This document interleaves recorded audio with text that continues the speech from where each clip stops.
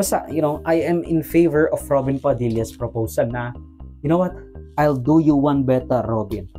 When heinous crimes are involved, discernment lang ang titignan, hindi ang age. Wala tayong pake kung 9 years old, 10 years old, kapag gumawa sila ng masamang krimen, tapos pinagplanuhan talaga na may discernment sila, gross yung kanilang pag-act, yung kanilang attitude before, during, and after. The fact na gusto nilang itago, i-conceal yung krimen. Kumbaga, makikita natin yan as premeditation na agad. Na pinlano nila, ganyan-ganyan. Hindi na natin titignan yung age nila. Tignan natin yung discernment. Especially if heinous crimes nga, as I said earlier. So ano ba ang argumento? Bakit ayaw ng mga progresibo grupo ang pagbaba ulit ng criminal liability? Well, baka kasi daw maging punitive o sumesentro sa parusa instead of rehabilitation.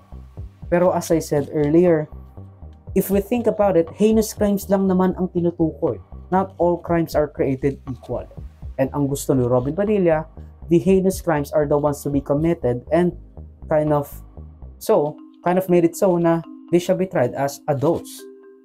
Because what they did, that falls within the naivete of a child less than 10 years old. Not all crimes are created equal. And yes, pwede nating ma-rehabilitate kapag, nakikipag-riot sila o kaya na may vandalism and all that stuff. Yeah, lagay natin sila sa Bahay Pag-asa or even just